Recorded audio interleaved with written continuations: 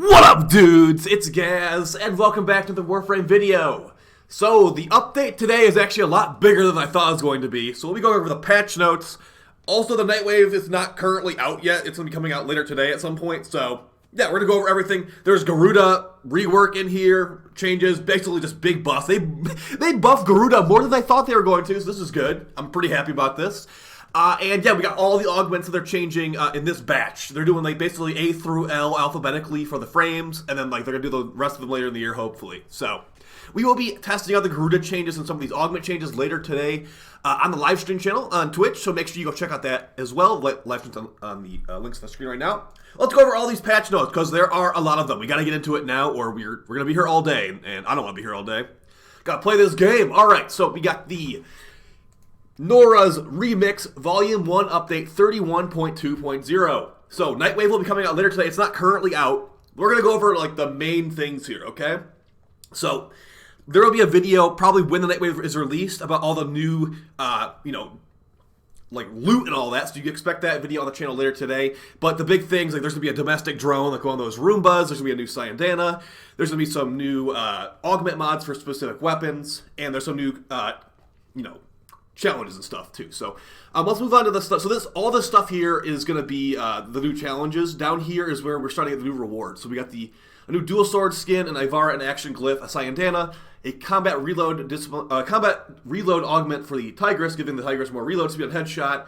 There is a new Akjagara mod that gives you increased damage when there's no enemies nearby you, and then there's the domestic drone, like I said. So Caliban is not getting buffed, but he's getting his helmet put into the credit offering store, so there you go. General Nightwave changes and fixes. Change the sharing is caring act to be more accurate to the challenge, okay? This stuff's not super important. Now here we go. Full Garuda changes information right here, and this is in the game right now. Okay, so like we've said in the video before, passive is now, it's easier to get. Killing enemies, including assists, now increases damage by 5% up to 100%. So kill 20 enemies, you're at 100% increased damage. And drains by 1% every 2 seconds. Kills stall the drain for 5 seconds. Wow, that seems really, really good. Expect us to be playing a lot of Garuda today on the stream if you come and stop by. I really suggest it. And then we're going to go over to the first ability, Dreadmere. Dreadmere's projectile will now auto-throw when your energy drains completely from charging. If you play Garuda, that means like basically you put extra energy into the orb to make it do more damage. Now if you go to 0 energy, it will just auto-throw, which is fine. Added new Dreadmere projectile directional animations while charging mid-air before releasing. So just new animations. I have played a little bit of Garuda just before this video, and her 4 feels a little bit weird now. She's like really floaty, kind of like, it's like Wisp, kind of like how Wisp like floats around when you use your 4. So I'm not sure if I love it, but I played a lot of Garuda, so maybe I'm just used to the old one. Garuda will now be invulnerable while traveling to the target. So while you're using your first ability, Dreadmere, to jump onto an enemy and rip out their blood orb, you'll be invincible while jumping, so that's good. Dreadmere projectile can be charged while sprinting. I think you can sprint while casting her 4 now too, so very mobile. Double the damage scaling of the projectile while throwing. Double the damage. Okay, that's good. Adjusted the position of the projectile damage number to lower the mirror. Okay, so you can see it easier. Good. Increase the turn speed of Dreadmere when not aiming. Dreadmere turn speed is now instant while aiming. Okay, so if you don't ADS, your Dreadmere will move slower, so you don't like lose your survivability quickly. But when you ADS, it's instant, so you can like reposition it. That's good. Blood Alter, her second ability. Garuda will now be invulnerable while traveling to the target. This ability is usually helmet off, but that's a buff is a buff, so more invulnerability. Now here's probably one of the biggest buffs of all of them. Her third ability, Bloodletting, which you reduce your health to get energy back. It will now remove status procs when cast. So it's basically like a new version of Molt. Molt would remove your, that's the Saren ability. Molt will remove your status effects, but make you move faster. This will remove your status effects, but give you energy. And they're also buffing it from 35% to 40% of Garuda's energy pool. So really, really strong. Ability efficiency actually increases how much energy you get back from that 40%. So yeah, this is a big buff to Bloodletting, which is good because, yeah, I like Garuda getting buffed. Hopefully she doesn't get nerfed because everyone's playing her now. Or maybe they'll play her. For her 4, the Seeking Talons, double the base damage to 300. That's good. Double the damage. Seeking Talons going to be charged without holding the cast binding for the entire duration. Either tap or hands-free charging that will auto-release, or hold for manual charging. I'll have to test it out later. We'll have another Garuda video coming up this weekend, guys. Yeah, I want to give her a shot. I want to try her out a lot. It's not Garuda Prime yet, but we got normal Garuda getting these changes. Slightly reduced max charge time. Yeah, okay, cool. Added new Seeking Talon directional animation. It's basically like Wisp. You can't backflip while doing Seeking Talons anymore, I noticed. They removed Garuda's backflip while casting. It's like a weird float backwards kind of thing. Seeking Talons can now be charged while sprinting, like we said, and you're now invulnerable while casting Seeking Talons until it's fully charged. While casting Seeking Talons until it's fully charged. Like I said, we'll have to try this out in stream. That seems like a lot of invulnerability.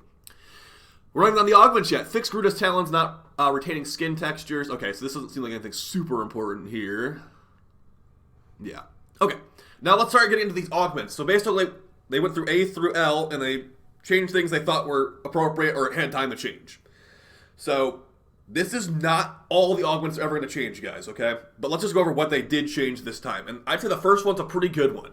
Ashes, Smoke, Shadow. So before, it would just make allies invisible within 15 minutes for 8 seconds. Remember that Ash's second ability that gives him invisibility is the lowest duration invis skill in the game. Unless they added some new one that's lower duration. So they're not going to be invisible for very long. As you can see right here, base duration 8 seconds. But they've added an additional passive to it where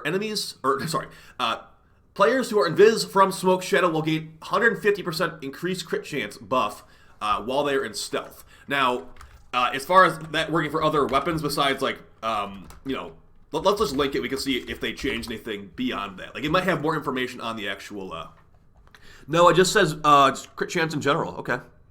I was going to say, like, maybe it's, like, crit chance for only melee weapons. No, it seems like 150% crit chance while invisible. So, if you run this on Ash, you can get potentially, like, another crit chance mod on your build, which maybe you care about that. All right, moving on to the next one. We've got Atlas, right? Atlas Titanic Rumbler. Before Titanic Rumbler, it creates a single Rumbler with 300% health, 300% damage. Pretty terrible. The new Rumbler, the new one has 300% health and 400% damage, so the 100% damage increase, with 300% more range to hit multiple enemies. Okay, the problem with this is that the enemy, or the Rumbler AI is actually... It's okay-ish, but they'll sometimes whiff their melee attacks. I guess giving them more range will make them not whiff their melee attacks, but if it's anything like Caliban's minions, it's still not going to be good enough. Okay, so the description of the mod doesn't even say like it gives increased range. Let me make sure I'm reading this properly. Create a single Rumbler. Reactivating will cause them to slam the floor. Okay, so they increased the range apparently, but it's not in the description. So you would have to read the patch notes to actually know that even happened. Okay. Well, we're going to move on here. That's the first two. Endless Lullaby for Baruch. So they didn't change any of the other Atlas ones, huh? Atlas has like 4 or 5 augments, I want to say. They only changed one of them. Interesting. I could see them maybe changing... what's that one called? Tectonic Instability or something like that, where it makes him have multiple of the second, whatever. This is still going to be bad, probably. And realistically, I don't know if I'll be using Smoke Shadow either. That's a mod slot. But hey, increased crit chance is not the worst thing in the world. Okay, so Baruch. The first Baruch one, Endless Lullaby. Perform a finisher on a sleeping enemy will re-trigger lull for 100% of remaining duration. The new one, the new additional passive, in addition to finishers, lulls refill duration now triggers when a sleeping enemy is directly killed. Oh. So now, okay, it can only be triggered once per 3 seconds. That seems pretty good. So instead of having to do a finisher on enemies with lull, you can just kill them with your Baruch Fist, and it will re-trigger lull. So probably still not worth a mod slot, but that's interesting for sure. If I was a big Baruch player, I'd consider this, just because when your lull is recast, that means you can get more restraint, I believe, when the enemies go to sleep. So interesting, probably not good enough to actually get used, but interesting for sure. I'd like the effort at least. Once every 3 seconds is kind of interesting. I guess it's, perma sleep the entire map, I guess. Excalibur, Furious, Javelin. So Excalibur's getting 2 of them changed. So this one, basically each enemy hit would increase Excalibur's melee damage by 10% for 16 seconds. Now it's 15% melee damage for 16 seconds. Okay, well, I mean, you can get huge melee damage with this, and this will make it so you get huge melee damage faster. But, yeah, Furious Javelin and Radial Javelin in general is not an ability that's cast very much in 2022. I don't see this changing it, to be honest. Surging Dash for Slash Dash. Each enemy hit during Slash Dash increases their melee counter by 4. Now it's going to make it where you get 8 melee counter per hit with Slash Dash. So if you still have Slash Dash, not like Helmet Subsumed off or something like that, you can get big combo quickly if you're using this augment in a mod slot. So yeah, probably won't get used, but it exists if you want to use it. Garuda's Mending Splinters. Okay, a massive buff to this one actually, because remember this health per second is affected by power strength. But before each target affected, Splinter Storm heals 3 per second. And the new heal rate has been increased to 15 per second. So that's per affected target by your 2 on Garuda. So let's say you put it on yourself, you put it on your cat, that's 30 health per second right there, not even taking power strength into account. So if you jam some power strength, and with Garuda's like DR from her second ability, it can be pretty good EHP. That's good. That's good. I mean, the annoying thing about this is that keeping the Splinter Storm on your allies has always been annoying because people in this game run around like crazy. And you're just like, hey, stand still for a second so I can put my 4 on you. But they might just be at 3 rooms over. So you're trying to heal them. You're just wasting your time, honestly. So for someone that wants to run healer Garuda, it's definitely it's a 5 times health buff. I mean, can you really complain about that? They didn't nerf it at all. Garuda Dread Ward, become unkillable for 5 seconds when Dread Mirror kills a target by ripping out its life force. So basically, if you execute an enemy with Dread Mirror, that's when you get this. You get invincibility, and it's been increased 8 seconds, and I believe that scales the duration too. So, yep, just basically permanently invincible if you can keep executing stuff, which seems to be a theme with Garuda. And you will be probably able to kill lots of stuff with Garuda with her new little mini rework. Now here's a really good one.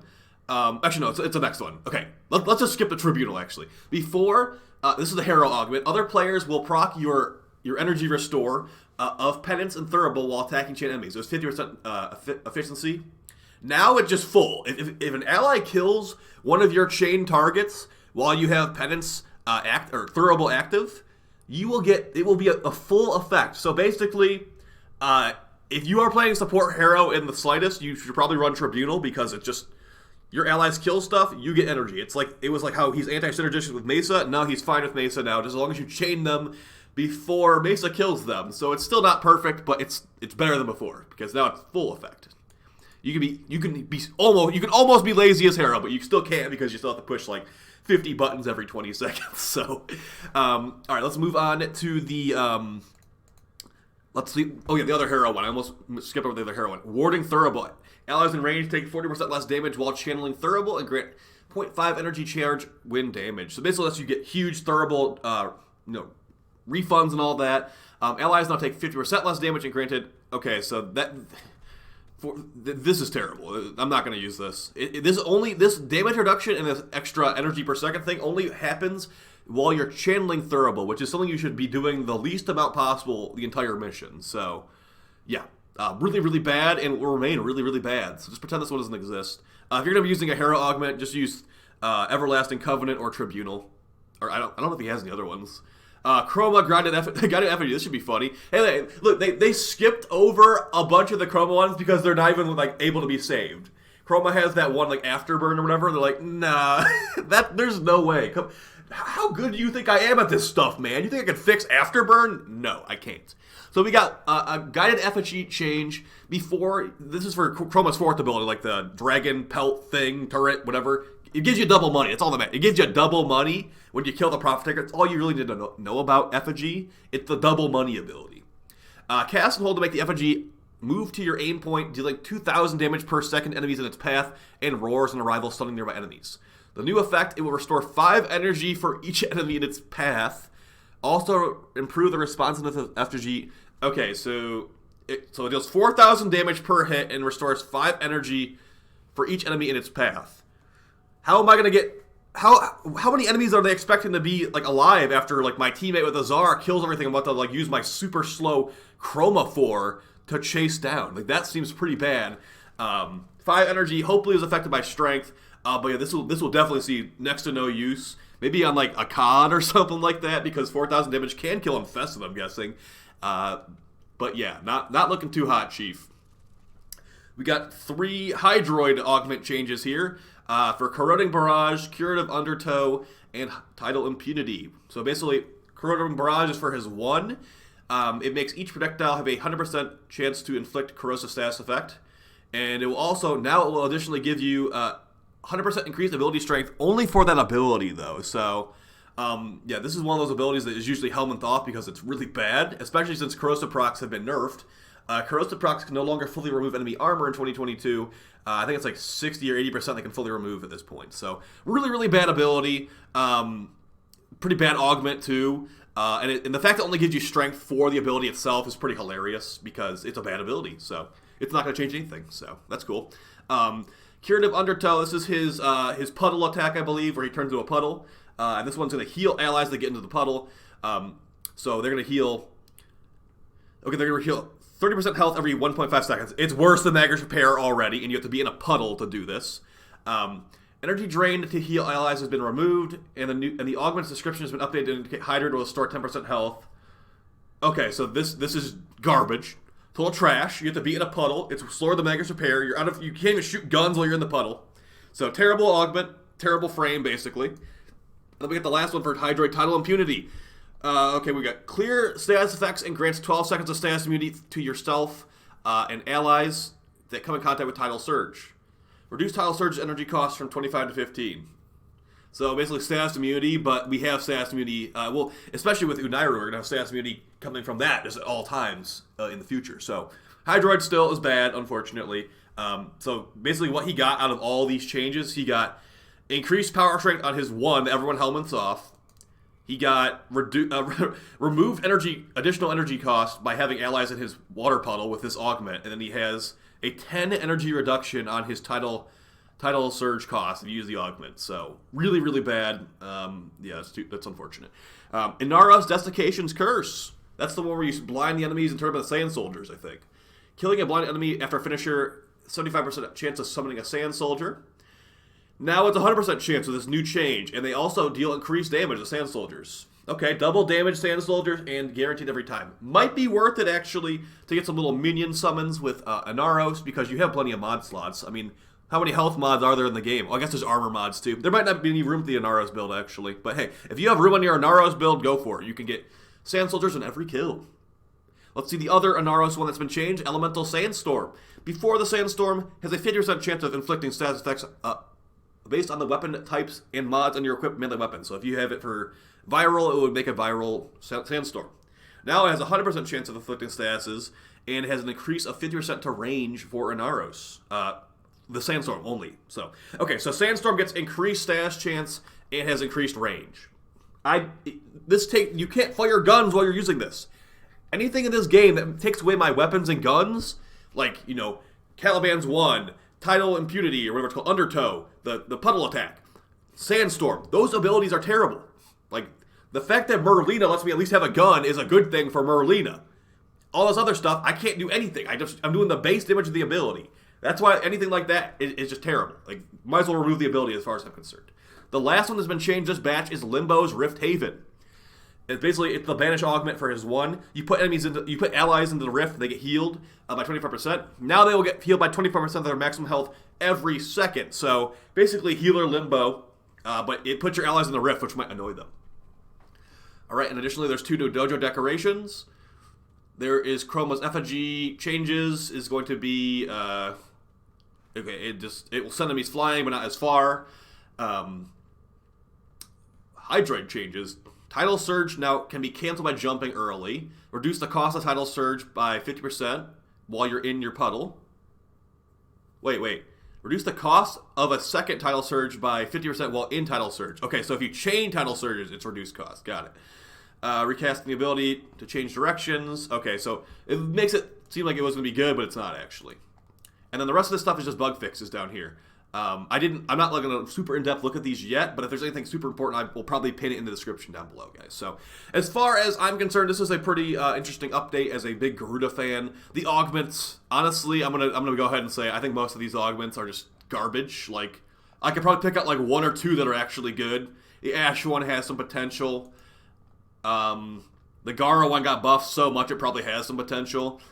And then the rest is actually really, really bad. So we're looking at an Ash augment potentially for like an extra crit chance mod in his weapons. And I guess your teammates' weapons too if they're close enough to you. And maybe Endless Lullaby since I don't play Baruch that much though, so I might be wrong about that. So yeah, Big Garuda buffs. I'll take those Garuda buffs. I'm about to be playing Garuda all day today, so make sure you guys stop by the Twitch channel. Check out what we're doing and all that. Nightwave will be later today. I'm gonna go over those rewards. Gonna see like what's going on there. There's probably not gonna be any story related to it, just to get you ready for that. And yeah, we'll have lots of stuff coming out in the next couple of days here. I do appreciate you guys sticking with me. Now remember, Garuda Prime and the Wisp Dax skin and all that. That'll be the 28th of March, which is still like about 2 weeks away. And then the Angels of Zaramon, new game modes and all that, that's coming out in April at some point. Not sure when in April. We will probably have another dev stream at probably around March 28th, honestly, that will tell us about April, I'm hoping. So, all right, guys, having fun with the update if you are going to be playing it. Have fun with Garuda changes if you're going to play Garuda. And I will see you later today or later tonight with another video. Thank you so much for the support, guys. Peace.